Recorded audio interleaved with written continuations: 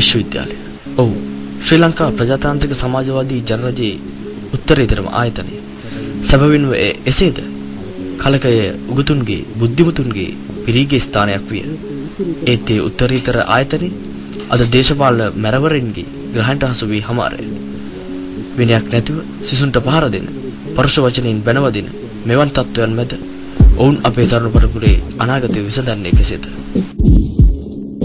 ප්‍රේමක් දාලා දවසක් තිස්සේ රීඩිම ඉඳලා එළියට ආවේ මේ එක්සෑම් එකේ ඒ ටික දාලා කෙල්ලෙක් සිඹලා ජීවත් වන්නේ ප්‍රේමකාරයා මං ලොකුම බෙබා මං බොග හැත්තට එකතු වෙච්ච අලුත් කොල්ලා මං ප්‍රේමකාරයා මං ලොකුම බෙබා මං බොග හැත්තට එකතු වෙච්ච අලුත් කොල්ලා මං එබඳනේ 86 අල ටික දැන් වැවේ ජීබා මල්ලි කිව්වොත් දැන් ඔක්කොම උන් නැවේ ඉස්කෝලේ ගියේ නෑ මම නම් අම්මා තාත්තා පිට වෙනකන් අල විකුණුවා ෂේප් එකේ ගෙදර අයට අහුවෙනකන් ඇත්ත මාස 5ක් කැලේ කට්ට කෑව හොඳට අනේ මොස්කිටෝස් කෑවත් මට තරු පෙනුනා හතර වටේ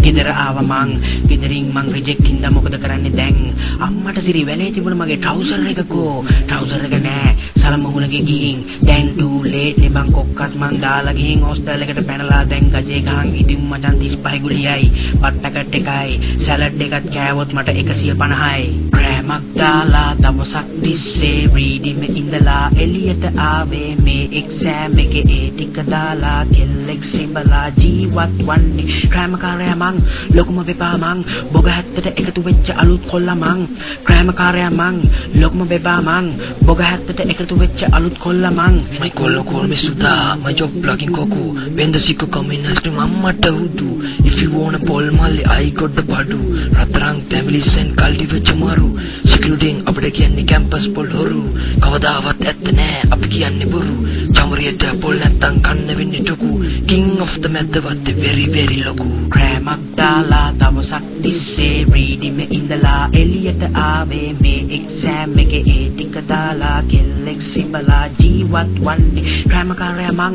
ලොකුම බෙබා මං බොග හැත්තට එකතු වෙච්ච අලුත් කොල්ලා මං ප්‍රේමකාරයා මං ලොකුම බෙබා මං බොග හැත්තට එකතු වෙච්ච අලුත් කොල්ලා මං මගේ නම සමිත් මම මැනේජ්මන්ට් කළේ ඇනනත් ගලෝලා යුනිවර්සිටි ගියේ ගරාජ් එකේ වැඩ නෑ නෝ මනි අතේ බඩින්න කොකඩ චෙක්අප් කරන්න සල්ලි නැත්තේ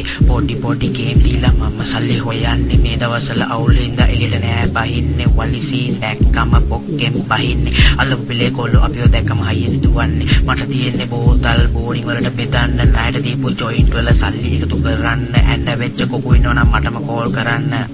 කැන්ටිමේ අක්කා ඉතුරුච්ච මාළු පාන්නේ එහෙම නැද්ද ප්‍රේමක් දාලා දවසක් තිස්සේ රීඩිම ඉඳලා එළියට ආවේ මේ එක්සෑම් එකේ ඒ ටික දාලා කෙල්ලෙක් සිඹලා ජීවත් වන්නේ ප්‍රේමකාරයා මං ලොකුම බෙබා මං බොග හැත්තට එකතු වෙච්ච අලුත් කොල්ලා මං ප්‍රේමකාරයා මං ලොකුම බෙබා මං බොග හැත්තට එකතු වෙච්ච අලුත් කොල්ලා මං දශක කිහිපයක් ඇතුළත මේ ඇති වුණ මහා සමාජ විපර්යාසය සංස්කෘතික විපර්යාසය දේශපාලන විපර්යාසය